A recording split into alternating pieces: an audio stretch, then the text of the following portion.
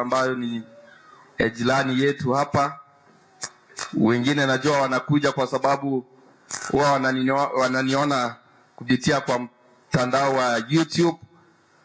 Ukienda hapo kwa Get the Point, wewe andika Get the Point kwa Pastor Abner, utanipata hapo. Na leo hii kama unaye ndugu yako ako ngambo, ako Saudi Arabia, ako wapi, ako Dubai, wewe mwambie tu tuko live. Kwa hivyo ningependa kuwakaribisha wote wale ambao mko katika kanisa hii tuaro katika jina la Mungu ambao mmefika. Na pia mtazamaji wangu, ningependa kukukaribisha sana mahali popote huko. Najua kwamba wengine mnatutazama mkiwa ngambo sehemu ya Amerika, wengine mkiwa Saudi Arabia, na mahali popote mko.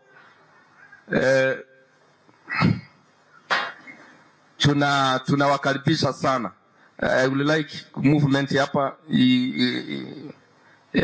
kipita nyuma huko because kwa hivyo nawakaribisha sana wote wale ambao mnaotutazama hapa. Tuko katika kanisa ambayo inaitwa KBCU ambayo inapatikana sehemu ya Nairobi hapa, sehemu ya Saika. Ni mtaa huu sijaufahamu vizuri, naweza sema kwamba ni wapi exactly. Eastlands, ukifika hapo basi hapo ndio tuko. Ni kanisa watu wengi sana. I hope mnaendelea kuwaona jinsi vile walivyo, tena ni watu wazuri sana. Leo hii tunatamatisha wiki yetu ya family life ambayo tumekuwa nayo for the whole week, na watu wa Mungu wamekuwa wakihudhuria vizuri sana. Pia nakukaribisha mahali popote huko na familia yako tuweze kuandamana pamoja nanyi. Lakini before that, nataka kuwaletea wale watu wangu. Nimekuja na watu wangu hapa wengi sana. Hebu nione wale ambao wametoka maili 7 na wengine ambao wananijua. Nilipata watu wengine wa nyumbani wamefika hapa kwa sababu walisikia kwamba niko hapa. Hebu nione wale ambao wametoka maili 7 niweze kuwakaribisha kwa njia ya kipekee. Wherever you are, please can you stand up? Kule nyuma kabisa tuko na Hilda Gisaka. Hilda Gisaka, ningependa uweze kuwave. Amen. Amen. Hilda Gisaka ndio huyu. Tuko na dada Rose, tuko na dada Jane. Ningependa muwave namna hii. Thank you so much for your coming. Hapa mbele niko na Mr. and Mrs. Malak. Ndio huyu hapa, mama ako na mtoto. Kwa hivyo Lamek, you can wave. Hawa ni watu wazuri sana. Haleluya. Si wale mko hapa, nataka mnizoee jinsi vile maili 7 wamenizoea. Yaani kwenye unasikia amen inatakikana, nataka kusikia amen. La sivyo nikifunga hii milango, sijui mtatokezea wapi. Hawa watu wa maili 7 ni watu wazuri sana. Haleluya. Nashukuru sana kwa watu hawa, Hilda Gisaka na timu yako. Najua wengine wako kanisani na ninajua watafika hapa in the afternoon. Nilikuwa huku last year tukiwa na family life week of prayer na walinilinda vizuri sana. Marak, suti zenu ndio hizi zinaendelea kuseeka. Sijui mtajipanga tena. Hawa watu sijaona suti yao vizuri, na naweza kwamba ndio hii. Zenu ndio nimeona. Kwa hivyo sasa mjipange tena. Mjue kwamba nimeanza mwaka mwingine na ninataka suti zingine. Mjipange. Hiyo mimi ninawaambia. Hawa wengine nikikuja next round nitakuwa nimewazoea na wao nitakuwa na wadirect. Niko na marafiki zangu sana. Yaani marafiki wa ndani. Najua niliwaambia sometimes wacha kukuwa na marafiki tu eti unasema eti huyu ni rafiki. Rafiki anakusaidia na nini? If you want to claim that you have a friend, in fact let me tell you, kuwa na rafiki, huyu rafiki lazima aweze kufanya mambo mawili. Jambo la kwanza, ukiwa unataka kuwa rafiki ya mtu, be ready to use what? Money. Kumbe mnajua. Elida umesema nini kutoka hapa? Finances. Kama unataka kusema kwamba hii familia ni rafiki yangu, be ready kutumia pesa. Kama hutaki kutumia pesa, usianze kutuambia eti mtu fulani ni rafiki yako. Sasa angalia marafiki zangu wamekuja hapa. Tia fuel, wameweka magari yao mafuta, wamefika hapa. And I know, mpende msipende, ninyi ndio mnaweza kosa kunipatia. Hawa wakikuja, nitapata kitu ya kuweka mfuko. Kila mtu asema amen. Wongite na bumubwata uchonjo mko nayo hata mwezi sema amen. Hawa ni marafiki ambao wanatumia what? Pesa. Hata mimi ukiwa rafiki yangu nitatumia pesa. I will make sure kwamba ukipata shida niko na wewe. Ikisikia kwamba fulani mgonjwa nitakupigia simu. Kwani ukipigia mtu simu unatumia nini? Kwa hivyo kama unataka kuwa rafiki, kuanzia leo kama uko na rafiki ambaye hatumii pesa kwako, katiza huo rafiki leo. Mwambie I'm sorry, it is over. Mambo ishi. Hao wako hapa. Nimeanzia Malaki na pipi yake. Haya, nimekuja Lamek na pipi yake. Wako wapi? Ako na mtoto ambaye anaitwa Joy Kamelara. Ako na mke mrembo sana hapo. Ameketi, sijui atafanya namna gani. Hebu simama tu kidogo. Najua watu wanawatazama kutoka mbali sana, eti huyu iko namna gani? Patia wao kipasa sauti sasa. Tusikie sauti yao. Mama ndio ndio wako mtu. Sasa sauti ni iko wapi? Iko huku.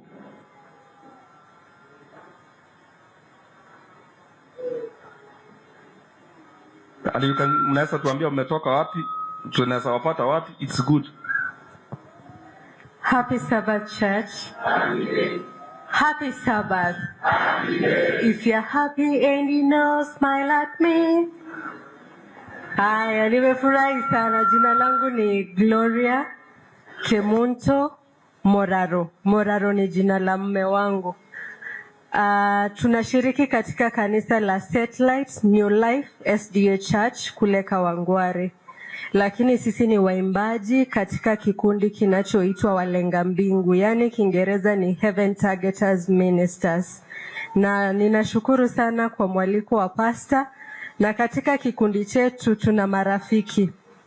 Na katika kikundi hicho mwaka uliopita, Pastor Abner alinichagua kwa njia ya siri kwamba mimi ni rafiki yake, best friend kwa mwaka huu, na atazidi kuniombea. Na tulikuwa tunachukua vijikaratasi, na mimi nilichukua kijikaratasi, na kwa bahati nzuri nilimchagua mume wangu. Walisema ni upendeleo, lakini ilikuwa ni karatasi ya siri unachukua. Hivyo mwaka huu nilimchukua mume wangu kama rafiki yangu, my best friend for this year. Mimi ni best friend wake, na pia Mungu sijui alifanya aje, mume wangu alipochukua lile kijikaratasi alimchukua Pastor Abner kama best friend wake. Sasa ikakuwa ni a circle of friendship katika familia hizo. Ninashukuru sana kwa hayo mengi. Amen. Praise the Lord. Amen. Nilizungumza hapo awali, pastor anapokaa hivi ako very smart. Hiyo tie na mimi ndio nilimnunulia. Amen. I told you rafiki lazima utumie pesa. Urafiki huwezi kuwa bure. Mimi ni mtangazaji. Mnaweza nipata kwa Look Up TV. Wanasoma News Palace on Monday and Wednesday. Mungu awabariki sana. Hata hiyo sauti si mnasikia ni ya mtangazaji tu. May God bless you. Thank you so much. This family nawapenda sana. Niliwaambia kuwa rafiki wa mtu lazima utumie pesa. Leo hii vile Giloli amefika hapa, Giloli utapata pesa yangu leo. Nitakupa pesa. I will give you money because you are my best friend. Yeah. Nitakupa pesa leo. Na kila siku unajua tu tukikutana, maana mwaka huu wewe ni rafiki yangu, pesa ninakupa. Haya, na mzee wako ambaye ni rafiki yangu mwaka huu, si unajua chairman? Obvious utanipa pesa. I don't want to know pesa utanipa bwana. Hiyo sio kupembelezana. Niko na rafiki mwingine hapa ambaye anaitwa ile jina najua kweli liko sawa. Sufuria ndogo. Atajielezea vizuri. Ako na mke mlembo wewe. Hii wako na yeye. Mungu amewabariki. Wako na mtoto. Mwalimu endelea kukuja hapa. Did you come with mwalimu? Oh fine. Thank you mwalimu. Yes, ndio hao sasa. Wow. Happy Sabbath church again. Wacha mke wangu akuzungumza hapa awali, wacha azungumze kwanza. Happy Sabbath. Happy day. Kwa majina ni Movin Baburi Nyabuga ni jina lake. Tumefurahi kushiriki na nyinyi leo. Amen. Asante. Sisi ni washiriki wa kanisa la Amazing Grace pale Kanyariri. Kanyariri iko pale Wakige.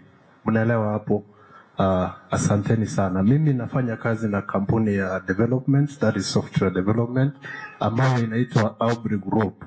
Tuko hapa Nairobi, Mozambique, Ghana and South Africa. Asanteni sana. Amen. Mnasema aje? Jamani, nimejaribu kuwafundisha. Mnasema aje? Ketini au ni marafiki zangu sana. Ikifika hapa sufuria ndogo ninaenda kwake, menu lazima ichange. Ni kuku na mambo mengine tunazungumzia, samaki na vitu vingine. Alafu nikianza kuenda obvious anajua. Jini ya 1, 2, 3 ina hapana. Hivyo mnaelewa, ni marafiki wazuri. If you want to maintain a friend, what do you do? Ndio hivyo. Hiko na rafiki mwingine ambaye ni mwalimu. Mwalimu hebu mwalimu simama juu with your partner.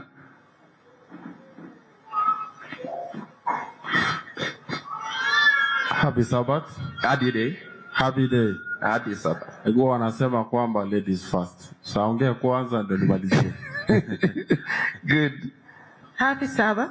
Happy day. Oh, nyendirinche. Na watechimbaba. Angambaiduka. Iniko mochoya. Vaveli chambare. Vavelo kumbare. Amuna wande. Happy Sabbath. Happy day. Happy day. Happy Sabbath. Is anyone here sad? Oh. Jina langu ni Terry Kwamboka Magia Makori. Magia ni baba yangu, Makori ndio yeye. Tunashiriki kanisa la Ngong Central na tumefurahi kufika hapo. Amen. Thank you. Happy Sabbath again. Happy day. Nami kwa majina ni Duke Makori. Leo umesikia kwamba mimi ni mwalimu wa shule ya upili. Tunashiriki katika kanisa la Ngong Central SDA Church. Bastard alikuambia kwamba yuko huku. Tumejaribu. Jamu imekuwa kidogo lakini we have tried na tuweza kufika. So mbarikiwe na tuweza kushiriki pamoja. Asante sana. Amen. Mnasema aje? Thank you so much my friend for coming. Nimefurahia sana kwa kukuja kwenu. Najua vile mmekuja hapa, you have used your time and money, and that's how we can keep our friendship. Na nimesema kwamba hawa saidi na kuwa marafiki. Tuko na kwaya ambayo inaitwa Heaven Targeters ambayo tunaimba hapo, mimi na mke wangu mpendwa pamoja na familia hizi zote ambazo mmeona hapa. Sasa leo hii niko na furaha sana. Maana mke wangu mpendwa dada Rose ambaye ninamuita Mokogoti. Kwa wale ambao wanatoka Kisii wanajua Mokogoti ni kumaanisha nini. Mokogoti yeye kwao ndio kitinda mimba. Na mimi ninamuita namna hiyo. Ninajua kila mmoja hapa ako na jina ambaye anaita mke wake. Sasa mimi nikimuita hiyo ninasikia vizuri na nafikiria hata yeye anafurahia sana. Mke huyu ninamsifia sana maana yeye hunipa nafasi ya kwenda kufanya kazi ya Mungu. Like now, hii sasa ni wiki sijui ni ya 10, sijui ni ya 8 nikiwa nje. Sijui kama wewe ni mume wako ungefanya namna gani. Yaani wiki ya 9, 10 nikiwa nje, natoka ninaenda. Na hata hivi leo hatutaenda na yeye. Ataenda tu na mimi nitafuka tena nitaenda kanisa lingine hapa next and on Saturday nitakuwa Kawa Wendani. Hapo ndio nitakuwa on Saturday. Wakati nimemaliza family life kutoka one of the Sabbath school here. Kwa hivyo tumekaa na yeye for 20 years. Tumekaa na yeye for 20 years. Sasa mbona mnasikia vibaya? Kama watu wengine wanaoana they don't awamalizi miezi 3. Wengine miaka 3. Sasa mimi nikikwambia 20 years mnaona tu kwamba ni kitu yani ambacho hamwezi sema amen. Yeah, na unajua wakati nilikuwa namuoa Pastor Bismarck Sioja alitunganisha ndoa tarehe 9 mwezi wa 9 2003. Na hapo my wife alikuwa ananiambia kwamba wakati nimempata alikuwa ananiambia kwamba eti nataka kwenda shule kusoma. Nikamwambia don't worry. Mimi tukimaliza ndoa tu hivi, tukifika nyumbani college ndio nakupeleka. Alikuwa anataka aende college ya kuwe mwalimu. Nikamwambia college walimu kwanza tukifika tu hivi, wewe tufike tu college nitakupeleka. Akakubali, tukaunganizwa ndoa, tukaenda. Basi akaanza kuniambia kwamba sasa college unajua wazazi hawawezi nipeleka, sasa wewe ndio utanipeleka college. Maana uliniahidi kwamba nitakupeleka college. Ana mimi nikaona huyu mtu ataniletea kisirani. Nikaona wacha nimpeleke college, wacha nikuwe mwaminifu. Nikampeleka college ya 9 months.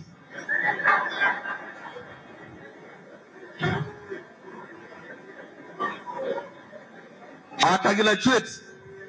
Hiyo 9 months akagraduate the year 2004 tarehe 10 mwezi wa 10. Tarehe 10 mwezi wa 10 akagraduate. Hiyo college aligraduate. Na graduation yake iko hapa. Where is my daughter? Umeenda wapi? Come forward. Huyu sasa hiyo ndio college nilimpeleka, hiyo ya kwanza. Sasa nilimpeleka college ya 9 months. Mungu akatubariki na msichana wetu huyu ambaye anaitwa Dinet Mora. Dinet Mora ndiye mtoto wetu wa kwanza. Yes, hakuna watoto wengine kwenda nyuma. Can you say hi? Happy Sabbath church. Happy Sabbath. Dinet amefanya form 4 au wenye wametoka juzi na anangojea Chuini University. Mungu alimsaidia akapita. Tukaenda kidogo, ikifika kidogo 2004 and 5 and 6, Dinet akiwa na miaka 3 akaanza tena kuinua kichwa juu. Eti college uliniambia. Nikampeleka tena another college of 9 months. Ambaye ni Naftali ambaye nimemuita papangu, ako nyumbani, ako shuleni form 2, ako Kids School form 2. Huyu ndiye mtoto wetu wa pili. Kwa hivyo mimi niko na watoto wawili. Kwa sababu gani? Sio mimi peke yake nitachaza hii dunia. Kila mtu vile Hilda ameleta wake 5 ng'ang'ana. Wewe ndio umeamua namna hiyo. Hilda vile ako na wake 10, well and good. Mimi wangu ni wawili. Hao ndio Mungu ametubariki pamoja na wao. Na Mungu aliwasaidia jana, wametravel, wamefika hapa. Na zaidi ya yote niko na mwenzangu ambaye tunafanya kazi na yeye pamoja ya kuhubiri neno la Mungu. Mimi wakati ninapohubiri, yeye niliona juzi ameandika kwamba I will be always nyuma ya kamera. Akasema kwamba mkiniona mbele ya kamera mjue mambo yameharibika. Yeye ndio manager na director wa Get the Point TV ama media kule mnapata mahubiri yangu. I think you are uko nyuma ya kamera and I want just you to wave namna hii. Haya ndio huyu cameraman wetu ambaye anachukua hata mambo haya na rusha moja kwa moja yanaenda sehemu zingine. Ningependa nimlete my wife aweze kusema hi, kisha niwaupilie fungu moja tu ili tuweze kumaliza. Please come forward my dear and say hi to the church of God. Kanisa na wasalimu, hamjambo? Hamjambo tena. Tumesafiri usiku tukafika hapa saa 7. So Mungu ni mwema na haya yote ni kutafuta uso wa Bwana. Bwana asifiwe. Mchungaji amesema nimempatia wakati. Nimempa muda wa kuhubiri popote ambapo anazunguka. Na sijampa wakati peke yake. Hajasema mengine. Pengine yenye anahubiri mimi nampatia. Mafungu anakuja kutop. Mbona hajasema? Yeye anafanya top dressing. Sababu mafungu mimi ndio niko nyumbani napekua. Mungu awabariki sana. Amen. Now as you stand here, Chairman, can you come Sufria, come? We want to sing so that niweze kuhubiri.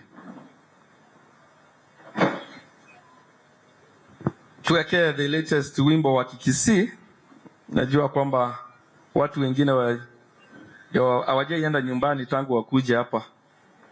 Wamemaliza miaka mingi sana. Kama hawajaenda nyumbani. Tell unaweza weka the new one.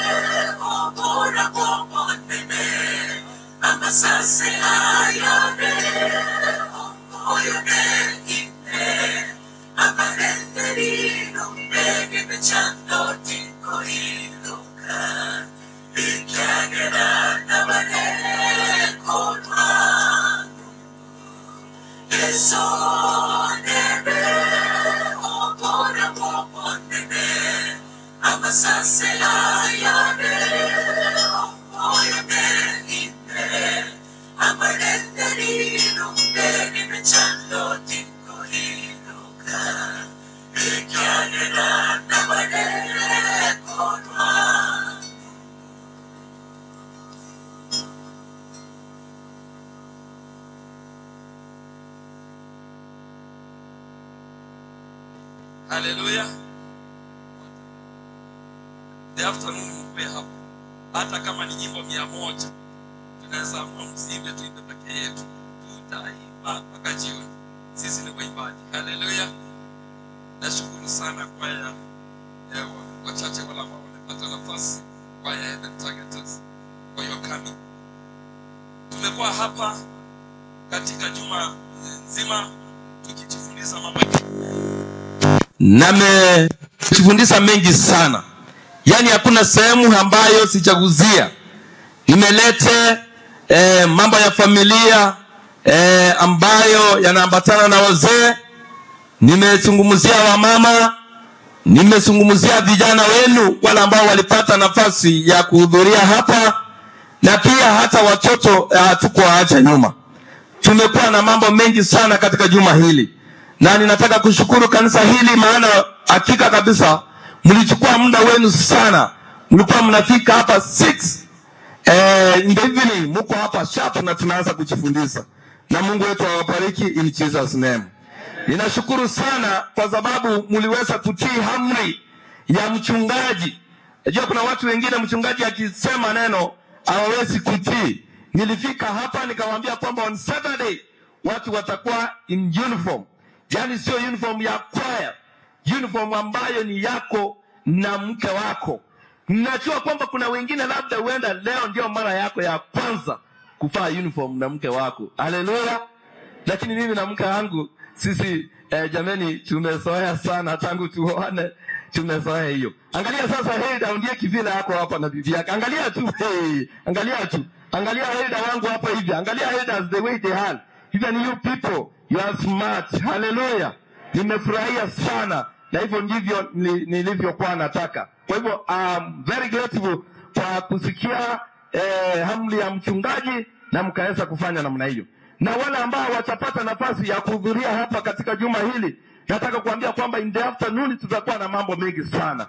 Yaani leo hapa watu watalia machozi. Kwa sababu gani? We have surprises in the evening. Tukifika jioni kuna watu watasurprise wengine. Kuna mtu atakuwa surprise hapa na ajui mwenyewe. Hata yeye ajui nani atamsurprise leo. Hata vile umeteti hivyo huwezi kujua nani anakusurprise leo. And you don't know kwamba atakusurprise na nini. Mimi leo hii niko na surprise ya Hilda. Yaani Hilda leo nitakusurprise wewe. Leo nitakusurprise. Kama mimi nakusurprise mimi mchungaji wako. Sembuze wewe kwa mchungaji. I don't know what you will do. Yaani mimi sijui. Mimi mchungaji nitamsurprise Hilda. Huyu leo nitamsurprise hapo. And nilimake sure kwamba ninatafuta ile kitu ambayo Hilda hiyo sijui kama ako nayo. Na kama ako nayo yangu itakuwa tofauti. Hilda nitakusurprise leo. Nitakusurprise. Nitasurprise tena mzee huyu. Kwa sababu gani? Alichelewa, alikuja ni Thursday tukawa kwamba tumemaliza mambo ya kukuwa marafiki na watu na ule ambaye anaenda kumsurprise. Lakini maana niliona ni mzee mzuri. Hata vile amevalia wana tu suti na tai. Nitakusurprise leo mzee. Kama pastor anakusurprise mimi, utafanya nini kwa pastor? Leo ni leo. Huyu mzee huyu ni rafiki yangu. Niliona kwamba niliuliza kwamba nani atapata rafiki? Ikawa watu wote wako na marafiki. Nikasema nimekuchukua kama rafiki yangu. Na unajua sasa urafiki wetu mimi na wewe ni mwaka mzima. Si mnasikia vile urafiki wetu unaendelea ni mwaka mzima. Yaani tutakuwa tunapigiana simu Yaani nakupigia simu nakwambia mzee niko mbaya hapa. Mara moja confirm 5,000. Ndio tunafiki uweze kujua kule. Twenda vipi hapo? Hata wewe unanipigia. Takuwa na kusurprise na 200 hakuna shida. Mimi nikikupigia 10,000 na maisha inaendelea. Pesa ya mchungaji hata kama ni 200 imebarikiwa. Haleluya. Leo ikiwezekana nikikupatia hata 50, ujue kwamba hiyo ni pesa imebarikiwa. Inaenda kuleta pesa nyingi kwa mfuko wako in Jesus name. Hey, leo jioni mkue hapa. Watoto watakuwa surprised hapa. Watu wazima, watu wamejiandaa. Nimeona mazawadi hapa. Hey, watu wamejiandaa sana. Ukuje uweze kuona kwamba ni nini inaendelea hapa. Kwa hivyo nashukuru sana kwa kuitikia hayo yote ambayo niliyoyapanga. Jameni, familia wako smart hapa. Hii ni familia ya Ondeki. Hebu simama juu. Ndio hiyo. Sijui Joseph, hiyo kamera yako iko sawa. Ndio hiyo. We have another family hapa ya Hilda, simama juu. Mnapigwa picha hapo na inaenda mbali.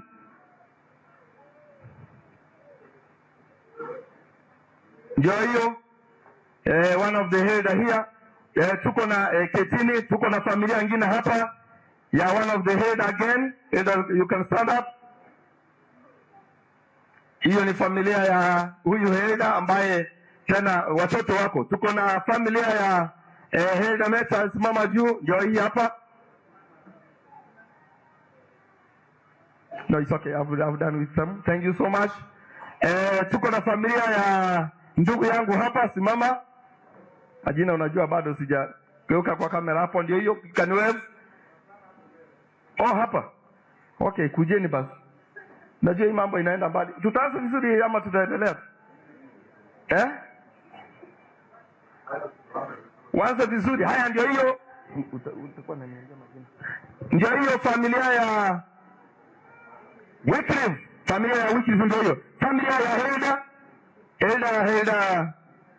Hilda Elikana. Ndio hiyo familia, nimewabariki in Jesus name. Haya, kujeni familia ya Hilda Sadrak. Kujeni hapa mbele. Familia ya Sadrak ninawabariki katika jina la Yesu. Mungu awabariki. Thank you so much. Familia ya Hilda Moyo, kuja. Kujeni hapa. Wacha na wako kama wako mbali, just leave them. Hii ndio familia ya Hilda Moyo, na Hilda Moyo nimewabariki katika jina lake Kristo Yesu. Tuko na familia ya Hilda Meta, kujeni hapa mbele.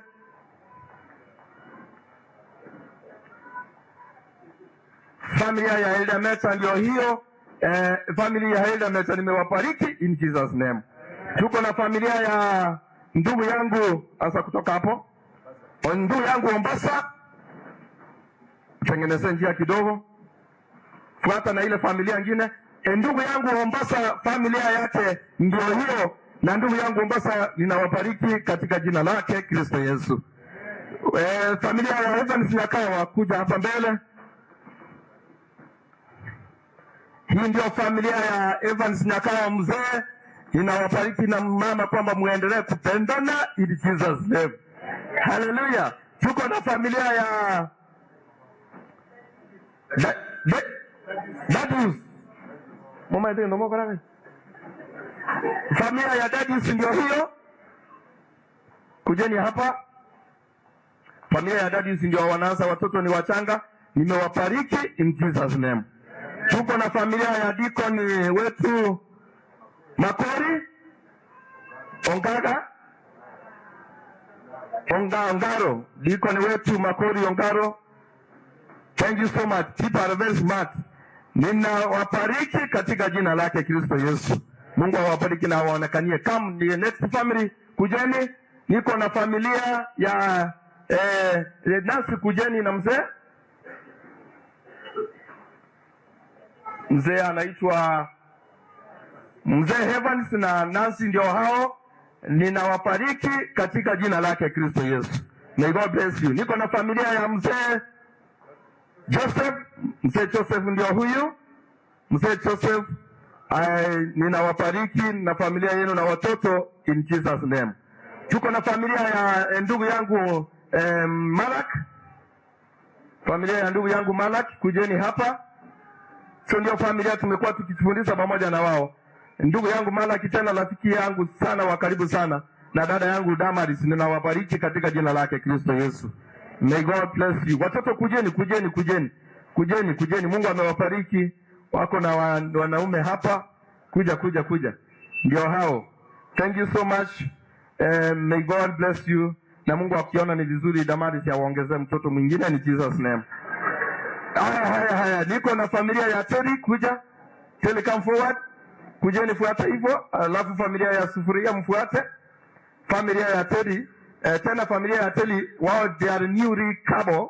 Na Terry, because you are my friend, ninaomba Mungu awabariki hata awape mtoto mwaka huu in Jesus name.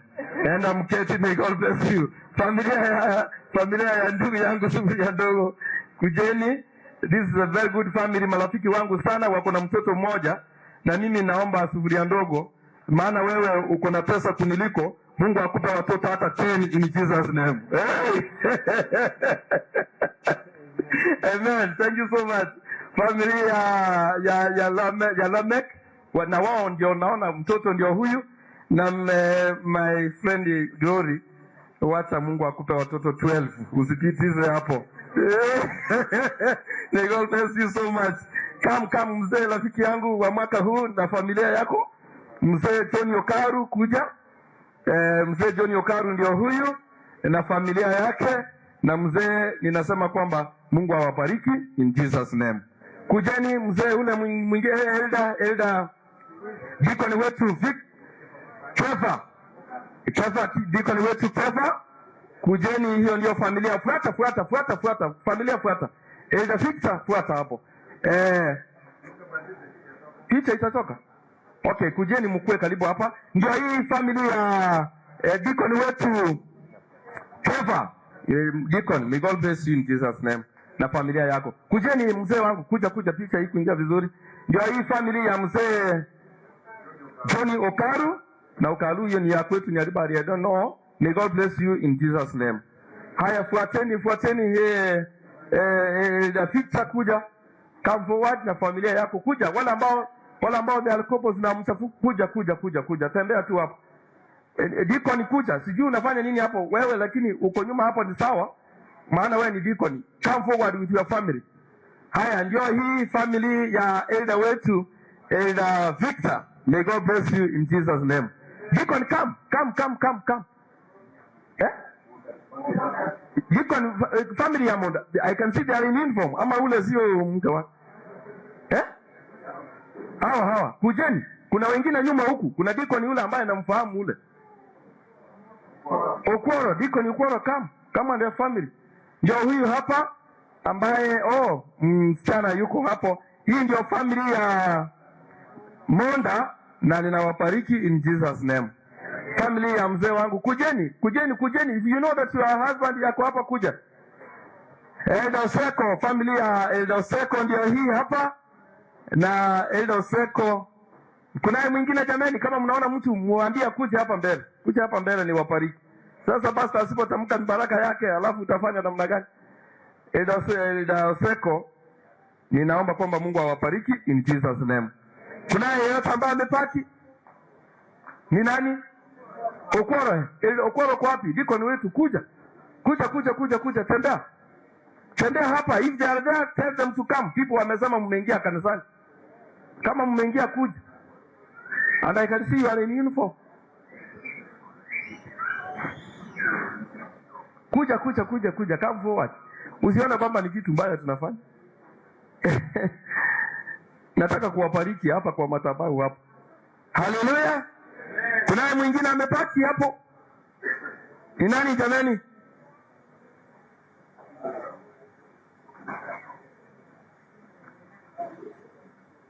Thank you so much our deacon. Hiyo ndio deacon wetu na familia yake, Deacon Okworo. Mnasema namna gani? May God bless you in Jesus name. Sasa nisomee fungu. Zaburi 127 mstari wake wa kwanza. Moja ni gani? Familia yangu. My wife. You come. My daughter, come. Ninette, come. Tuchukue picha. Elda wamenikumbusha kwamba nimesahau. Msiponikumbusha sasa nitafanya namna gani? Kujeni hapa. Hiyo ndio familia ya mchungaji Pastor Abner is my daughter na mke wangu. May God bless you in Jesus name. Na ninawapenda nyinyi watu sana.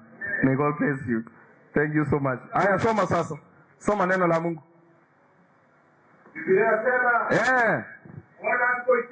Bwana asipoichenga nyumba, wale wanachenga wanafanya kazi ya bure. Tena inaendelea kusema, Bwana asipoulinda mji, yeye haulindaye kesha bure. Kesha bure. Hayo ndio mambo tumekuwa nayo. Mambo makuu na fungu letu kuu natoka katika Zaburi 127 mstari wake wa kwanza, ambayo inasema kwamba Bwana asipochenga mji, Bwana asipolinda mzee, Bwana asipolinda mke, Bwana asipolinda watoto, Bwana asipochenga mji, wale ambao wanachenga wanafanya kazi ya bure. Tuliangalia mambo mengi sana, tukaona jinsi vile watu wamechenga nyumba kubwa sana. Watu wengine wamechenga nyumba. Mtu wako na nyumba, niliwaambia nilienda kwingine kwenye mtu ametenga nyumba 15 bedrooms, imagine. Yaani watu wametenga, wengine 3 bedroom, wengine 2 bedroom, wengine 1 bedroom, na hata wengine mko na ile ambayo inaitwa self confused. Yaani ile karumu moja, ukifanya mkono namna hii uko jikoni, mguu ukifanya hivi uko bedroom. Hiyo yote ni nyumba. Watu wametenga nyumba, wengine za tiles, wengine za mabati, wengine si nini. Watu wametenga nyumba. Ukiingia kwa mapoma ya watu, hata hapa kwenu nitembea kidogo, unapata mtu ametenga, ameweka tiles chini, na unaambiwa utoe viatu ndio ingie kwa nyumba. Yani watu wametenga. Imagine unatenga kwako elementa, ni kwako, wewe ndio ulinunua materials, wewe ndio ulinunua tiles, tena unatoa viatu ndio unaingia kwa nyumba. Yaani akili yetu sijui vile. Na wanawake wako hapa, mako yurushi mkoro, mzee toa viatu. Jamani, huyo mzee, yeye ndiye alijenga nyumba, yeye ndiye amenunua material hizi, lakini tena unatoa viatu. Yaani watu wametenga nyumba. Kuna watu wengine mvua ikianza kunyesha na nyumba imejengwa, unaambiwa kwamba upite kwa kona fulani, unapata kapanga kako hapo. Utoe nini kwanza? Utoe matope ndio ingie kwa nyumba. Yaani watu wametenga nyumba, na wengine bado hawatafanikiwa kujenga. Lakini at the end of the lesson tuliona kwamba nyumba Mungu anasema kujenga sio majengo haya ambayo tunayoona, majengo ya 2 bedrooms, majengo ya 15 bedrooms, majengo ya bedroom moja, wengine single room. Yaani sio mambo hayo. Nyumba Mungu anasema kwamba asipojenga, wale ambao wanajenga wanafanya kazi ya bure. Ile moyo ni familia. Haleluya. Familia. Na familia, nikawaambia kwamba familia ni mke na mume. In fact, watoto wakikuja, thank God. Wale watu mnafukuza mtu eti amekosa kuzaa mtoto. Nani alikuambia eti ni lazima ukuwe na mtoto? Who told you? Watoto tulisoma tukaona kwamba ni nini? Ni baraka. Na kuna watu wengine wanaomba ndio wanapata watoto. And I told you, mimi sikuomba. Imagine kama mimi nilifanya harusi, nikaimbiwa kanisani, harusi ambayo inatangazwa for almost 3 months. Wakati tulitoka hapo kanisani, tulienda na my wife. Hakuna siku tuliomba kwamba Mungu atupe msichana wetu huyu. Alitupatia tu. Sembuze wewe kwa wasete naye wasabe. Wewe ambaye ulienda tu, uliomba kweli? Yaani si watoto tumepewa bila kuomba. Tumepewa bila kuomba. Na kuna wengine wanaomba. Mliona wengine tumewaombea mpaka Mungu amewapa watoto. Vumilieni, Mungu yuko na atakupa. Lakini sasa asipokuja usianze kuchapa mtu, eti atakuletea mtoto wa kike, eti atakuletea mtoto wa kiume, eti atafanya si nini. Hapana, Mungu ndiye anayepeana. Kwa hivyo familia ambayo tuliona hapa ni mke na mume. Ndio sababu niliwaambia mkae namna hii leo. Haleluya. Amen. Bwana asipokuwa sasa katika hiyo familia, I'm telling you, mtapata shida. Kwa sababu gani? Listen, nyinyi ambao mnasumbuana, I want to tell you one thing. Leo hii. Haya, sikiza point vile inasema hapa. Yaani ujue leo kwamba everyone who marry has a witness. Only an angel who does not have a witness. Kama mngekuwa mnasikia Kizungu mngesema amen. Yaani kila mmoja ambaye unayemuoa, ujue kwamba huyu mtu amepungukiwa kwa njia moja au nyingine. Yaani mtu ambaye atapungukiwa katika maisha haya ni malaika peke yake. And those people who are saying kwamba they want to change marriage, let me tell you, eti watu wengine wanasema eti if I change marriage maybe it will be the better option. Better option ni Safaricom peke yake. Safaricom ndio better option. If you think you can change marriage and it become better option, inakukataza. Better option ni Safaricom peke yake. Sasa kama unataka kubadilisha, nilipata mwingine ananiambia, pastor, nimechoka na huyu mwanamke, nimeoa Mkamba. Nikamwambia, wewe umefukuza mkiziuka au Mkamba? Hivyo sasa unaona namna gani? Ule alikuwa ana kitu kibaya. Sasa ninajua kwamba mambo itakuwa vizuri. Nikamwambia, umetupa ambao. Pamoja na nini? Na randa yake. Kwa sababu gani? Kama ulikuwa unataka kubadilisha mke, si ungekuja uniulize. Mimi najua kwenye wake wazuri wako. Yaani mwenye pesa bakungwa banyama. Hata wewe mwenye unafikiria kwamba huyu mke anakusumbua, kuja nikwambie wake wazuri wako wapi. Yaani sijui utatumia ndege, sijui utatumia gari, sijui ni baisikeli ama bodaboda, wewe uende mbinguni usike na malaika. Huyu peke yake ndiye atakuwa mke mzuri. Lakini kama ni hao wanabadilisha kutoka hapa kwenda hapa, you are wasting time. Mke mzuri panda mbinguni, Mungu akupe nini? Mungu akupe malaika. If it's not an angel, my friend, uko na shida. So, know that your partner ako na weakness fulani. My wife wako hapa tunapendana, lakini anaweza kuwa na weakness yake. Hata mimi ninaweza kuwa na weakness yangu. Sasa lazima abebe weakness yangu, lazima nibebe weakness yake, ndio tuweze kuishi in Jesus name. Amen. Na sivyo tutakimbizana, na watu wote mtakimbizana hapa town, na watu wote watakuwa wanasema au tumewazoea. Pata wakimbizana tu. So if you are focusing on your partner's weakness, you can't get out of him or her any goodness. Yani ukiwa unaangalia makosa kila siku, hakuna siku utaona mambo mazuri kutoka kwa partner wako. Everyone has a dark history. No one is an angel. When you get married, or you want to get married, stop digging into someone else's past life. Wala ambao mmeona juzi, walimu kina Sufuria, kina Lameki, maana mnatoka nyuma yetu. Kina Mala, kina hao wote ambao mko nyuma yangu. Ukioa mtu, ujue kwamba ako na dark history yake. Kwa hivyo usianze kwenda kuanza kuchunguza, eti sasa teli anaanza kusema, "Kwani huyu mwalimu before ni alikuwa na girlfriend gani?" Unataka kujua ya nini? Alikuwa naye na akaachana, wewe ndiye ameoa sasa. Kwa hivyo usianze tena eti unachunguza, eti huyu alikuwa na nani? Eti huyu alikuwa anafanya nini? Kila mtu ako na dark history. Yawe kama mmepatana, sema kwamba ya kale yamefanya nini? Yamepita. Sasa ni mapya, tunaweza kufanya nini? Tunaweza kwenda mbele. Maana ukianza kufuatilia, my friend, you cannot stay together. Utakuwa unachukia mtu bure. Mtu hako na dark history yake. What matters most is the present life and of your partner and the future. Hallelujah. Present life hii yenye tuko nayo na mambo ya baadaye. Let the whole thing pass away, forgive and forget. Muwe mnasamehana. Focus on the present and the future. Every marriage has its own challenges. My friend, let me tell you. Ukiona familia hii iko na challenge yake. Familia hii huwezi kutosana na familia hii.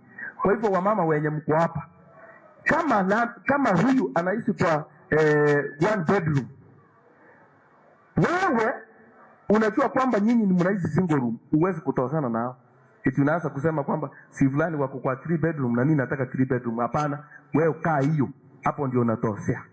Maana kila familia iko na yani every family iko na kwenye kila mtu anafikia katika challenge yake na katika success yake. Every marriage has its own challenges kila mtu. Wacha kusema mambo ya marriage yako. My friend, nikianza kukuambia yangu na makokoti, hata utasimama kunielezea. Utasema wacha nienda tufanye nini? Tuonane siku nyingine. Kila mtu wako na shida yake. Wewe kimbia na mdomo wako mkubwa, unaelezea watu shida hapa, eti huyu yako namna hii, eti huyu yako hizi, sina mume, huyu sio mume, unamtoa nguo, unamfanya sio namna gani? Tena jioni unafanya nini? Tena jioni unarudi wapi? Uko na akili? Si ungeondoka kabisa basi. Umemzema, baadaye unarudi kwake. Listen now. Every good marriage you see today has gone through its own test. Yaani ukiona Hilda Meta, hao wazee wako hapa, ukiona leo wamefanikiwa, nyinyi wadogo ndio ninaonyesha na waambia leo. Ukiona huyu mzee leo hii ako na ile ghorofa yake, ujue kwamba hapo sio ameipata leo. Kwa hivyo usianze kusema na wewe unataka ghorofa. Ameyapitia ndio aweze kukua kwake na anafunga joint. Ndio sababu tunasema kwamba every good marriage you have seen today, wamepitia too many tests, wamepitia changamoto na mitihani mingi sana, ingine wameshinda, ingine wameshindwa, lakini Mungu ako pamoja na familia zetu. Hallelujah. Remember that the true love is found in the time of challenges, for better and for. Yes, every marriage has different level of success. Kama ndio moyo wamefanikiwa leo, wamepata gari, Hilda mtapata, tulia. Maana kila familia iko na muda wake wa kufanya nini. Lakini wanaume niliwaambia kwamba jaribu hao wanawake, jaribu kuwafanya wakuwe happy. Mimi niliwaambia my wife ndio huyu hapa. Yaani so long as niona ameteka amekuwa happy. Hata kama nikumdanganya, I don't care so long as yafurahi. Tusonge mbele nijue kwamba leo nimekufurahisha kidogo, wacha tuone kesho itakuwa namna gani. Hata wakati hatuoni kwamba maisha inaenda wapi. Watoto ndio wanarudi shule, mimi mwenyewe ama pastor student na sasa hivi kwenda shule. Yaani wakati mwingine haoni mbele, haoni nyuma. Ninamwambia kwamba don't worry, watoto wataenda shule na mimi nitaenda. Alafu hapo nikipiga kona ninasema sasa Mungu nitafanya namna gani? Maana akianza kulia na mimi nianza mwanamke atakufa. Mwambie mambo makubwa. You know there is a time nilikuwa naambia my wife kwamba nitanunua gari. Ananiambia wewe, tunagombana na yeye. Tunagombana na hakuna gari. Tunagombana eti nimeanza kumwambia eti nitanunua gari. Anaona anatengeneza kitu kubwa, namwambia hapa ndio gari itapita. Sometimes naenda na nini kabisa natengeneza na sina hela. Sioni gari itatoka wapi. Sometimes akiona hivyo anaanza kucheka. Ninajua nimekufurahisha leo, tomorrow tutapanga kwingine tena vile itakuwa. Sasa time naweza kata miti kabisa, namwambia hapa tutachenga our 5 bedroom. Angalia sasa, nasema huyu mtu akili yake ni mzuri. Baadaye anacheka, ninasema si umecheka leo, kesho tena tutajua tutafanya namna gani. Kama if there is anything you can make huyu mwanamke apwe happy, wewe fanya hivyo tu. Na wazee wacha niwaambie, ndio huyu hapa. One time wakati tumeoana tutapata msichana wetu, nilikuwa nataka kumfurahisha, nikasema sasa huyu msichana wa watu nitafanya hata sina pesa, unajua that time aliwiwayani, nataka utoe miaka 20 kwenda nyuma uone tulioana tukiwa namna gani. Sasa sina pesa. Nikapita hapo siku moja nikasikia viatu, mtu mwingine anaimba viatu hapo 150. Nikasimama hapo nikanunua maplatform mwingine ya 150, nikapepa nikaenda nayo kwa nyumba. Mwalimu, sikiza vile nitakuwa nataka uwe unafanyia tena. Kufika kwa nyumba nikamwambia bufa, akavaa, akasema lakini iko smart na ulijua tu mguu yangu najua ni number 6. Lakini iko poa tu. Sasa ni ngapi? Nilikuwa napita hapo nikapata 800, nikaona wacha ninunue 800 hapana. Hebu turudi saa hizi, huyu mtu amefanya nini? Amekugonga, amekukula pesa.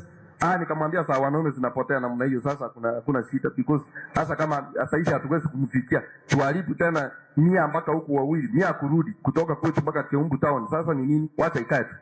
Haya, lakini siku hiyo nikaona amekaza tena every Sabbath, siku ya viatu hiyo akivaa anasema yani 800.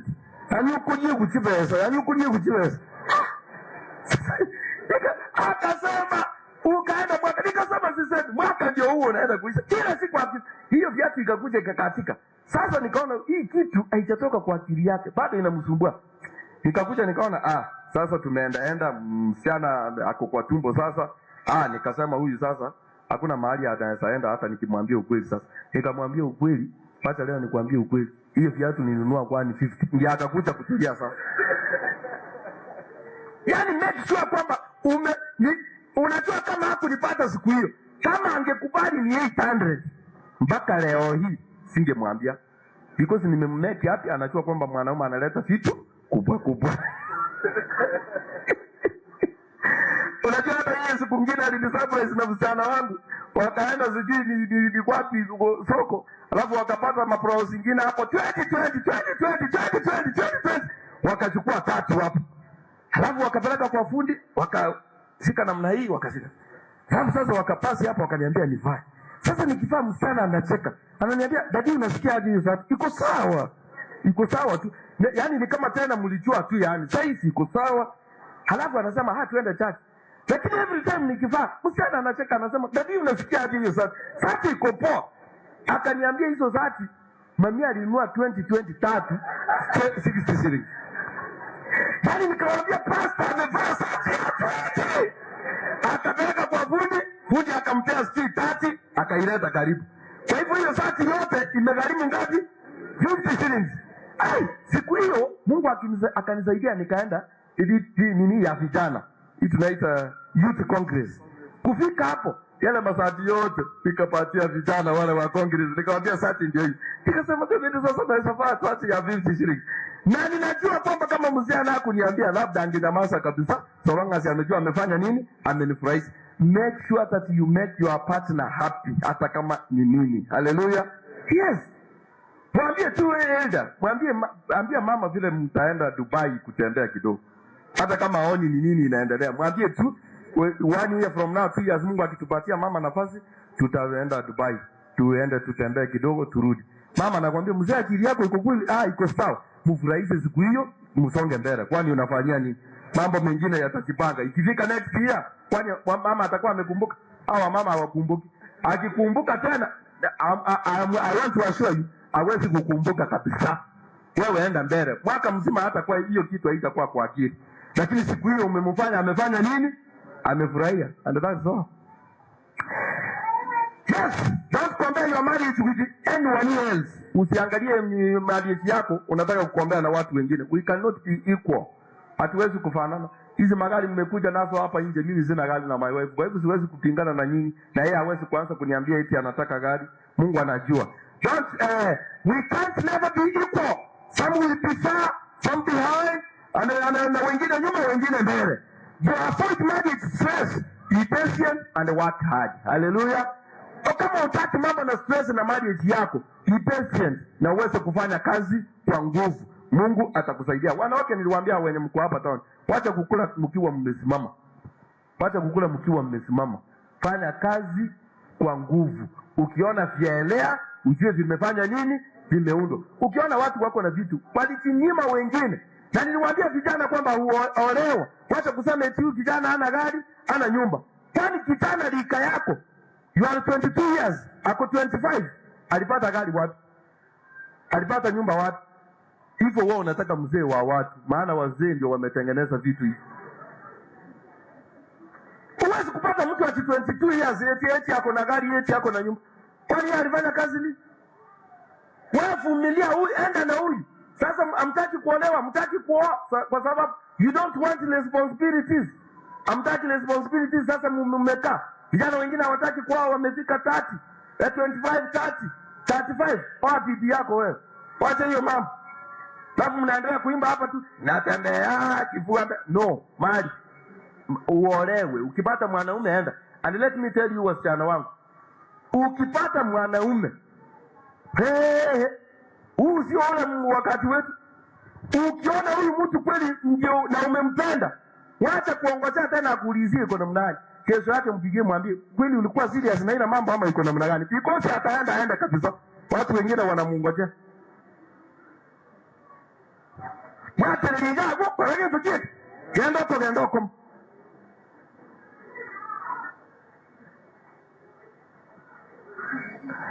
And with time, your marriage dreams shall become true. There is no perfect marriage, no ready-made marriage. Marriage is to work hard and build your marriage or your family. Hallelujah. Ni kufanya kazi na nguvu. Huyu mzee akienda kazi, mama kata watermelon hapa, pita hapa, watermelon 150, ukipanda panda ile, umerudi na 300, umetengeneza 150. Wacha kupita milango ya watu hapa ni town. Na unalingo saa 2 gani town, unaenda kuzinjora hapa. Ukienda nyumbani utafanya nini kama kazi yako ni kutembea hapa saa 2? Huyu anapenda kutembelea huyu kwenye ako na kioski yake. Saa 2 anaketi hapo mpaka saa 8. Eti mzee ameenda kazi, yeye hana kazi. Ana upongo na huyu mwenye ako na kioski hana upongo. Maana kama ungekuwa na upongo unampatia hapo kwa friji vile kukufumbi nyingi nowadays. Unamwambia mama nani? Wewe ni mama? Mama Peti. Hebu panguza hizo sote, ukirudisha unapanguza na kuna fumbi hapo, mupatie kazi afanye. Because hana kazi ya kufanya nyumbani. Mupatie kazi. Asikosa akili na wewe ukafanya nini? Na wewe ukakosa akili. Akiingia tu maji, sasa maji mnanunua hapo 20 liters, ukiletewa mpaka kwa mlango ni 20 shillings. Lakini ukienda hapo chini utalipa 5 shillings. Na huyu mwanamke mama Peti ana akili, anakuja kwako mnapiga maswali. Unamwambia mama Peti, hebu tuende nilete maji ndio nikuje uniambie hapa. Pepa shilika ni ngapi? 2. Hii ya 20 liters, pepa 2. Fika hapo, chota maji 5.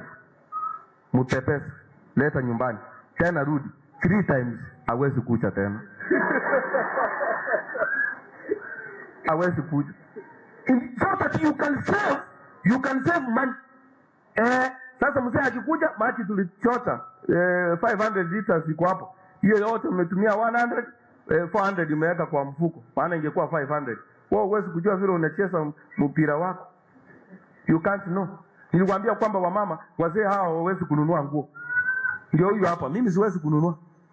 Asipofanya bidii. Kwanza vile ninasoma sasa hivi na watoto wanasoma, eti ninunue nguo, lazima afanye bidii. Na wengine marafiki yangu kama mara kiwakipata wananiambia basta suti ndio hii. Siwezi. Mwanaume yoyote ndio niliwakasa hapa mpime uniform. Ninachua hata kama amepime ile moyo, ninachua umengangana hapo. Sio rahisi wapime nguo ninawachua. Ukipata moja sati moja uyaroke. Usipofanya bidii hatuwezi. Kwa hivyo mama ukipata mapro zingine hapa 2020 inama hapa. Chukulia huyu mzee sati 3. 2020 60. Kita hapa kwa huyu mzee ako na jirani hapa hivi. Kaya yeye 2020 that makes 120. Basi vizuri upatie sati aende nayo kazini. Akivaa nasema na hii sati iko sawa. Sasa ningefanya nini? Si nilipita hapo nikapata 300 nikaona wacha nichukue 3. Sasa mpira mzuri. Hapo umetengeneza ngapi? Sati huku chukua hata 200, 300 times 3, 900. Kama alikupatia 1000, atauliza change. Una akili kweli? Wacha kuuliza change, maana atachua kwamba imefanya kazi. Listen now.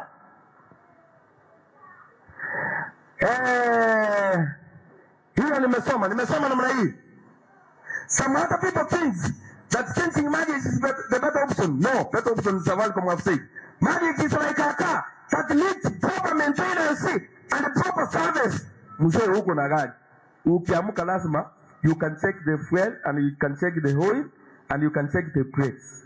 Ukianza kuendesha bila kucheck, gari itakufanya aje? Sitaingia kwa mtaro, sitapata accident. Marriage iko namna hii. You have to check your wife. Anataka nini katika maisha haya? Mfurahisha na watoto wako. Marriage is like a car, I've said. Who can drive a car which is not in good condition? Nobody. You have to check fuel, brakes and everything. Men, remember, wives are like those cars which need proper maintenance.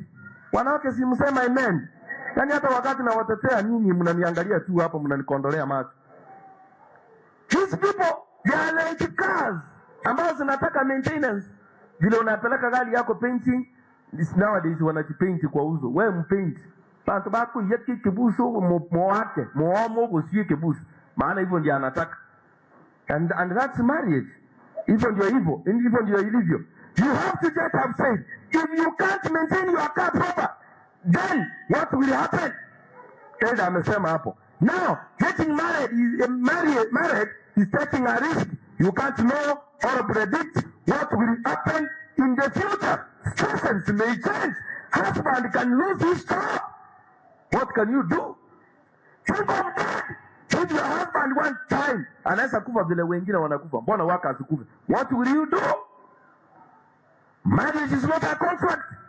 It is a permanent thing. So it needs total commitment. Wala ambao mtaingia mkipanga. Hebu fikiria maisha yakibadilika. Huyu mzee akikufa leo utafanya namna gani? Owaza kutoleranga ingo chakiranga ingo kule. Chakirando. What will you do? If things change, what will you do? Unajua wanawake wanatuvumilia sana. Mwanamke mzee hata ukipoteza kazi leo, mwanamke anaweza kaa na wewe, anaweza vumilia. Mzee ukipata accident leo, hii backbone ivunjike kabisa, uambiwe kwamba miaka yako yote you will just be bedless, mwanamke atasimama na wewe. Niko na mwingine ambaye amekaa kwa kitanda 7 years.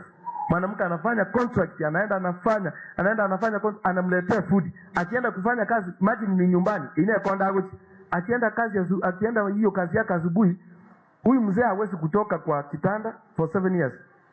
Kuna pamba za watu wazima ndiye anamfungia hapa hivi kwa kitanda yake hapa, anaweka maji hapo, anaweka uji hapo, anaweka chakula yoyote hapo. Sasa huyu mzee yeye ni kupitisha mkono tu namna hii, kama anataka maji anachukua na kunywa, kama anataka nini anachukua hapa tu, mpaka tena mama arudi. Huyu mama amemvumilia. There's one time wakati nilikuwa nasema hivyo, rafiki yangu yule ambaye ako ng'ambo, anaitwa namna gani, kuna rafiki yangu mmoja aliposikia hiyo story, alinitumia 10,000. Nikaenda nikanunulia yule mzee chakula, nikanunua mahindi gunia 2, nikanunua blanket, nikanunua mattress, nikampelekea. Akafurahia, akalia, akasema pastor, umenikumbuka. Nikamwambia sio mimi, rafiki yangu alisikia nikisema hayo mambo na akanitumia pesa, ndio hii nimekuletea. Amwe sema amen. Maana atakuwa ananisikiza, mbona nimemsahau. Kuniona jina lake hapa, mwambie kwamba ilifika.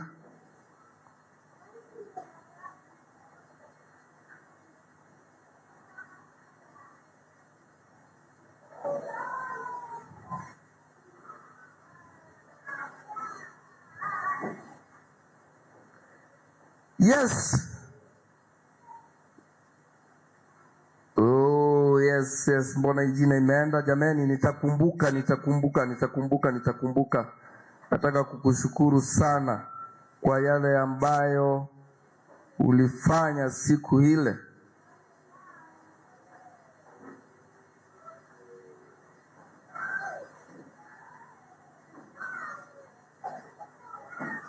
Yes, Justin, Mungu akubariki. Na yeyote ambaye yako hapo anayetazama, jamani, watu wetu hapa Kenya wanasumbuka sana. Ndio sababu nimewaambia kwamba mama anaweza kukuvumilia. Lakini let me tell you, kuna mwingine hapo mke wake alipata accident na akakatika miguu yote, na pia backbone yake ikaharibika. Akaambiwa kwamba huyu sasa hawezi fanya chochote. Unajua alimfanyia mwaka mmoja tu mzee. Mwaka wa pili akaoa bibi mwingine, akachenga nyumba next, akaachana na yule akakaa hapo. Watu wa kina pipi wakakuja wakasema, jamani, mtoto yetu, wakapepa wakachukua. Mwanaume ameacha mke within 1 year. And that's why I'm asking you, what if situation changes? Ukipata accident utafanya namna gani? Utamwacha? Hebu ulizana hapo kwamba itakuwa namna gani? Akikufa itakuwa namna gani? Ndio sababu mimi nimeambia Mungu, na hata my wife ninamwambia hapa, nasema kwamba Mungu, tafadhali, ikiwezekana nitangulie kukufa. Ninataka kutangulia kukufa, niwache bibi yangu hapaki na watoto, because labda akitangulia nitaoa na mke huyu atasumbua watoto. Lakini wanawake hamtupendi. Unajua tangu nianze kusema hivyo, sijaisikia akiniambia, acha nitangulie wewe ubaki. Yaani wanawake mnataka tukufe tu, yaani yake ya Mungu. Yaani mnataka tuende. But mimi nimedecide namna hiyo. It's good. Rafiki yangu Magoti yule ambaye mnamuona kutoka Tanzania, yeye aliniambia kwamba pastor, mimi nataka tukufe na mke wangu the same time. Tupate hata accident, sitaki kumwacha hapa aende kuolewa na mtu mwingine. And that's why nikamwambia kwamba Marek, talk to your wife about death. Mzee ongea na mama kuhusu kifo.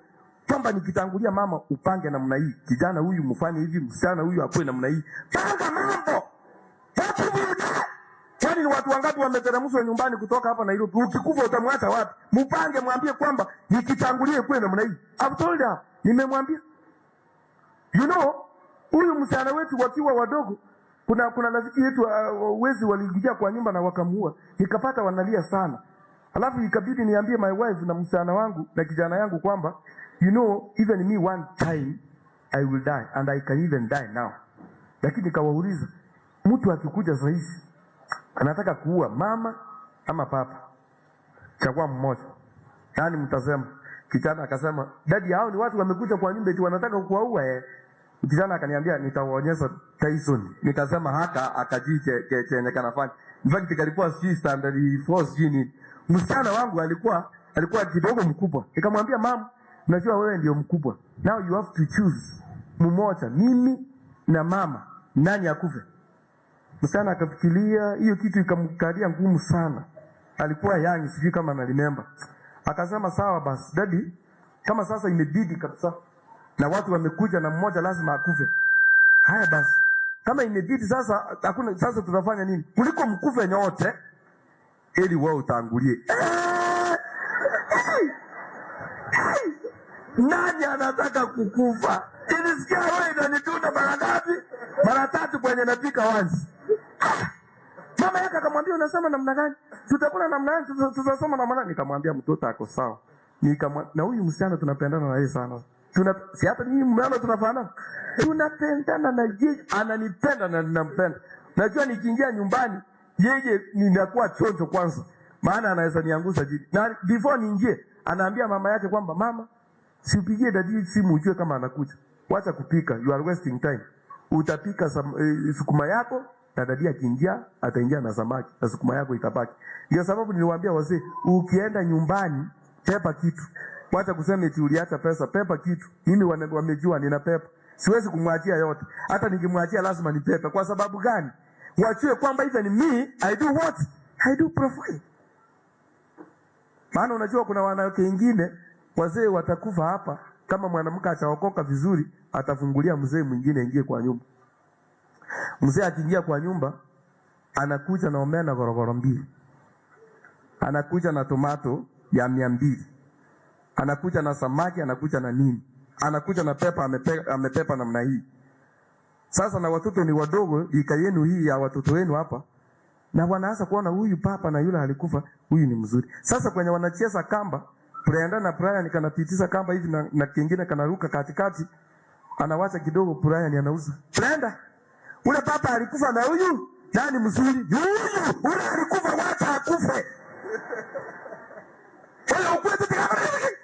Oyo ikatato yo chile na rolena. Ya rumu. Kwa sitaki hayo yaende kutendeka.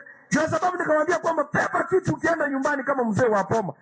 Pepa chakula hata kama umenunua pepa mkate, pepa kitu.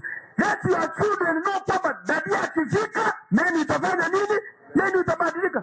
Anajua ndio huyu hapa. Anajua kwamba nikiingia vile niko hapa the whole week, ninajua kwamba hata yeye anaendelea kwamba atakuja lini. Nikiingia tu hivi nani itabadilika. Na hivyo wacha watu vijana wale wajue kwamba ukiingia vitu ndio inakuwa sawa. Wazee hiyo ni siri. Lakini kama kila siku unaacha pesa kila siku, hawezi kujua kwamba unanunua kitu.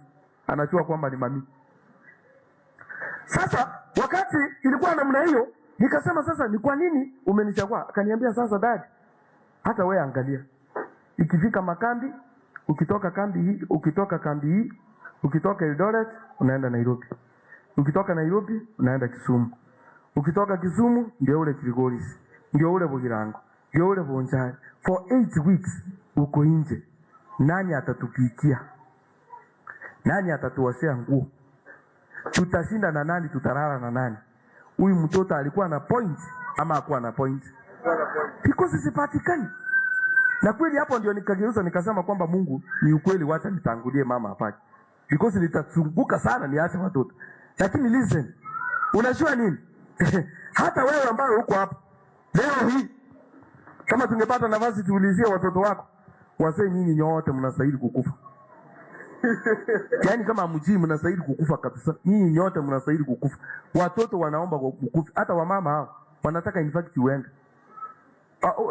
Let me tell you, wanataka uende kabisa. Yaani mama hawezi kukufa na wewe. Atasema hebu saa hizi kifo ikikuja eti mzee mmoja anaenda kukufa, aambie mama situkufa. Mama yako yenyewe chinga kifia uche hiki tira ngo. Kama muda wako imefika, wewe fanya nini? Hakuna mtu anataka kufa na mtu. And let me tell you, hata wale wa mama wa nyumbani nikiwauliza kwamba ukipatiwa nafasi umezameza watoto kama Billiton, unaweza olewa tena?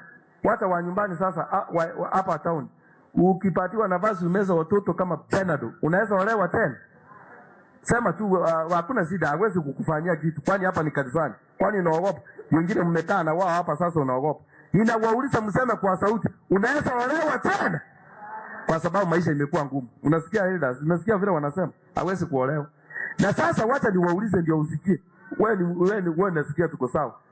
Nasi muinue forum. Ikiwezekana upate hiyo nafasi, unaweza olewa na mzee huyu tena? Basi mseme tu kwa nguvu wasikie, hawezi kukufanyia kitu. Hata kama ni my wife, sema tu hakuna shida. Mimi siwezi kukufanyia kitu. Yaani Mungu akupatie nafasi kwamba chance ndio hiyo. Uling'ang'ana ukujua vizuri huyu mtu kumbe alikuwa mbwa mwitu, akakudanganya kwamba ni nini? Ni kondoo. Sasa nimekupatia nafasi ya kuolewa tena. Unaweza olewa na yeye. You will change, maybe if you can get the better option. Kwa hivyo kila mtu ajue kwamba marriage ni kufanya nini? Ni kufahana, ni kuvumiliana. Haleluya! Ni kuvumiliana. Hakuna kitu kingine. Uweze kuvumilia ndio muweze kusonga mbele. You can't know or predict what may come. I've said marriage is not a contract. I've said love is the glue that stick the couple together. Love, upendo ndio unaweza kuwaunganisha. Sasa tufanye namna gani? Never think of divorce. Remember God hates divorce. Divorce is Satan's way. Yeye ndiye anafurahia watu wanapoachana. If you want to divorce, it's okay. Then marry an angel from heaven, not in this world. Marriage is not marriage is a school that will not end. No certificate. It is like a bank account. You deposit money, you will withdraw money. Yani marriage hii ambayo tunaongelea ni kama account. Ukienda kwa account unaweka pesa. And when you go to withdraw, what do you withdraw? Money. So, if you deposit love, uta withdraw love. Hallelujah. If you deposit ukiweka upendo, ukienda kutoa utatoa nini? Utatoa upendo. Ukiweka uvumilivu, ukienda ku-withdraw, uta-withdraw nini? Uvumilivu. And that is it. Hivyo ndio iko namna hiyo. Ni kama bank, mtu anapeleka pesa anaweka, akienda kutoa, huwezi kupeleka pesa kwa banki uende kutoa makaratasi. Hiyo ndio utatoa. Kama uliweka 10,000, unafikiria utafika upate imekuwa 20,000. Itatoka wapi? So check kwamba in your marriage ni material gani umemaliza. Wewe ulimaliza material ya upendo, ulimaliza material ya uvumilivu. Ni material gani hiyo umemaliza kiasi kwamba ukiona huyu mtu utaki kumuona? Ni nini? Peace, patience, care, husband and wives. Until you learn how to submit with one another, you shall not be a true submit of Jesus Christ. Until you learn how to forgive one another and also learn how to give yourself to one another like Jesus gave himself to the church, then you will not be able to partake of his giving to himself, to you. Hata kwa wakati utajua kwamba vile Kristo Yesu alijitolea akakufa kwa ajili yako, na wewe hivyo ndivyo utakavyojitolea katika marriage yako, ndio Mungu aweze kuingia ndani na Mungu wetu aweze kulinda. Mkimwachia Mungu mambo yote itakuwa sawa. Wale ambao mmeanza marriage, start with God. Mungu yuko, mambo makubwa yako, magari yako njiani, in Jesus name. Nyumba nzuri iko njiani, in Jesus name. Wewe vumilia. Watu wengine watoto ndio wamebadilisha maisha. I'm telling you, my deacon, uende ikawa mambo hayatakuwa salama kwenu, lakini kupitia kwa huyu mjamaa hapa mbele, huyu mambo yatakuja kubadilika in Jesus name. Sasa somesa huyu mjamaa na mumweke kanisani aweze kugrow akiwa kanisani. I want to assure you, uende ikawa kwamba yeye ndiye atabadilisha maisha yenu. Kuna watu wengine baada uchafanikiwa, uchatenga nyumba, utanunua gari, utaenda ng'ambo, somesa mtoto. Huyu mtoto siku moja tutakuja kuuliza kwamba L.E yako wapi? Wewe unauliza L.E. Mtoto alipeleka ng'ambo kitambo, wanaishi huko na mama. Mambo yamebadilika ama mambo hayajabadilika? Ndio nikasema kwamba leta watoto kwako kanisani, walee watoto wako kanisani hapo, wafundishe watoto wako ile njia inayofaa, nao wakiwa watu wazima hawatafanya nini? Hawatasahau, so that they can come and change your life in the future. Vumilieni wapendwa, mvumiliane. Mungu yuko, mumuombe Mungu, msikane vizuri, mfanye kazi ya Mungu, mpendane, wacha kimbizana, wacha kuhamahama maproti kwa sababu ya kufight. Leo hii umeama umoja, umeenda wapi? Dandora yote umemaliza, KDC yote umemaliza hapa. Ulianza kuama na kanta, ukakuja ukaanza kuama na pick up, sisi tumekuona ukiama na mkokoteni. Sasa hivi karibuni tutakuona unapepa mattress, unafikiza umoja huko, unarudi unakuja kuchukua sijui vyombo gani. Kwa nini sasa? Vumilianeni. Hakuna mume mzuri, hakuna mke mzuri. Marriage, it is you to build your marriage in Jesus name. Wewe peke yake ndio utachunga marriage yako na uweze kuichenga, ndio iweze kukua vizuri. Vumilianeni, huyu ndiye Mungu amekuletea. Kuna watu wengine wanafika anasema, kuna watu wengine akipita anasema, yani imagine, unaona ile nyumba, ule mwanaume alinitongoza. Yani nikakataa. Wana nguli yechumbira ile. Aka yechumbira ile saa kwa ile. Kama Mungu angepanga kwamba huyu ndiye wako, angetafuta mbinu zote. Hata kama utatoroka kwenda wapi, mpaka hakikisha amefanya nini? Amekuunganisha na yeye. Lakini kwa sababu wako, huyu ndiye wako, mvumilie in Jesus name. Usiseme eti kuna wengine wanasema, unajua sana wanaume sisi hatuwezi sema. Kama ulitongoza ukawacha uwezi sema. Hata akiwa ni tajiri namna gani. Lakini wanawake sufuria ndio wacha nikwambia, anasema, Martin huyu mwanaume amepita na gari. Martin alikanyagia nikakataa. Sasa angalia vile niko. Ayewe parara hapo kwako. Huyu ndiye Mungu alikupatia. Kaa hapo na mambo yatabadilika in Jesus name. Yatabadilika ukianza kugeuza mawazo yako na kuanza kumpenda. Haleluya. Ujue kwamba tu huyu ndiye Mungu alifanya nini? Aliniletea. Huwa naambia my wife kwamba hata kama ulitongozwa na nani, hawa hawako sasa. Hata kama ako wapi, hata kama ako ngapi, kubali kwamba mimi ndiye niliyekuwa mume wako. Ukikubali namna hiyo, Mungu atatubariki in Jesus name.